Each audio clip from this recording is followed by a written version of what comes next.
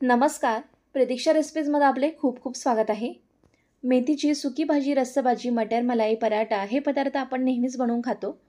पण एकदा अगदी हॉटेलप्रमाणे तयार होणारी लसूणी मेथी घरच्या घरी करून बघा. खूप छान बनून तयार होते आणि तुम्ही ह्या पद्धतीने नेहमीच मेथीची भाजी बनवून खाल एवढी भारी होते.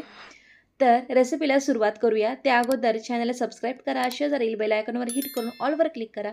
म्हणजे माझ्या प्रत्येक येणाऱ्या नव्या व्हिडिओचे अपडेट्स तुम्हाला मिळत राहतील. तर इथे मी साधारण एक जोडी मेथीचे पाने ना व्यवस्थित निवडून घेतले, स्वच्छ धुवून घेतले. पाणी निथळलं गेलं आहे आणि त्यानंतर ही भाजी अशी बारीकसर चिरून घेतलेली आहे. आता इथे आपण फोडणी द्यायला किंवा भाजीला तयार करून घेऊयात. तर त्या करताना 2 ते 3 चमचे शेंगदाणे अगोदर पॅनमध्ये मी हलकेसे भाजून घेतलेले आहेत. आता ते काढून घेते आणि त्यानंतर ना आता फोडणी द्यायला घ्यायची आहे. तर पॅनमध्ये साधारण 2 ते 3 मोठे चमचे तेल गरम केलं आहे. त्यामध्ये 1 मोठा चमचा जिरं घातलं आहे. जिरं छान फुललं आहे. लसूणी मेथी आहे त्यामुळे लसणाचे जास्त प्रमाण करायचा. 2 गड्डे लसणाचे सोलून त्याचे बारीक तुकडे यामध्ये घातलेत. 3 सुक्या लाल मिरच्या आणि अर्धा चमचा हिंग घालायचा आहे. हिंग थोडंसं जास्त घातलं त्याचा फ्लेवर खूप छान येतो या भाजीमध्ये. लसूण लालसर झाला की त्यानंतर एक मध्यम आकाराचा कांदा बारीकसर चिरून आपल्याला या फोडणीबरोबर छान लालसर होईपर्यंत ना परतून घ्यायचा आहे. कांदा परतून झालेला आहे. आता यामध्ये ना आपण मेथीची भाजी घालूया चिरलेली. तर मेथीची भाजी जरी आपण बारीकसर चिरलेली असेल ना तरीसुद्धा ही कडू होत नाही.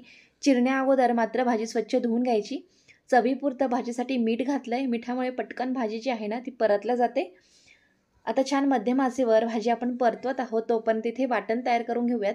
जे भाजलेले शेंगदाणे होते ना त्यावरची साल काढून मी मिक्सरच्या भांड्यामध्ये टाकलं आहे आणि 2 चमचे इथे मी फुटाणे घेतले साल काढून. तेही आता पाणी घालून छान अशी स्मूथ अशी पेस्ट तयार करून घेणार आहे.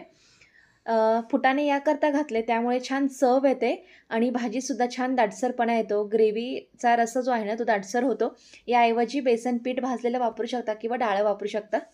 सुक्या मसाल्यांमध्ये रंग येण्यापुरती हळद, अर्धा चमचा लाल तिखट, 1 टीस्पून कश्मीरी लाल तिखट जेणेकरून ग्रेव्हीला छान लालसरपणा येतो. अर्धा चमचा गरम मसाला आणि अर्धा चमचा धनेपूड घातली आहे.